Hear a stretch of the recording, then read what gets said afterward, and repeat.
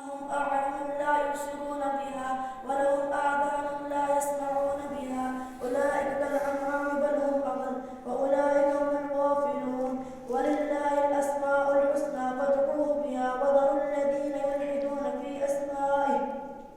سيجزون ما كانوا يعملون وممن خلقنا أمة يهدون بالحق وبه يعدلون والذين كذبوا بآياتنا سنستدرجهم من حيث لا يعلمون وأملي لهم إن كيدي متين أولم يتفكروا ما بصاحبهم من جنة إن هو إلا نذير مبين أولم ينظروا في ملكوت السماوات والأرض وما خلق الله من شيء وأن عسى أن يكون قد اقترب أجلهم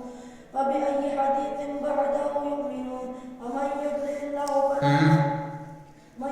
الله فلا هادي له ويذرهم في طغيانهم يعمهون يسألونك عن الساعة أيان مرساها قل إنما علمها عند ربي لا يجليها لوقتها إلا هو ثقلت في السماوات والأرض لا تأتيكم إلا بغتة يسألونك كأنك حفي عنها قل إنما علمها عند الله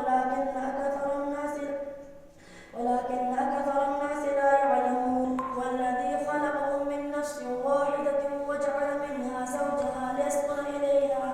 فلما تغشاها حملت حملا خفيفا فمرت به فلما أثقلت دعوا الله ربهما لئن آتيتنا صالحا لنكونن من الشاكرين فلما آتاهما صالحا جعلا له شركاء فيما آتاهما فتعالى الله عما يشركون ما لا يخلق شيئا وهم يخلقون ولا يستطيعون لهم نصرا ولا أنفسهم ينصرون وإن تدعوهم إلى الهدى لا يتبعوكم سواء عليكم أدعوتموهم أم أنتم صامتون إن الذين تدعون من دون الله عباد أمثالكم فادعوهم فلم يستجيبوا لكم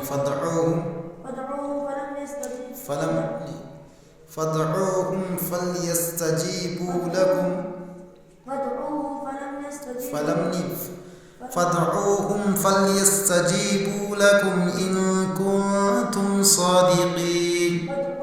فليستجيبوا لكم إن كنتم صادقين. ألهم أرجل يمشون بها أم لهم أيدي يبطشون بها أم لهم آذان يسمعون بها أم لهم أعين يبصرون بها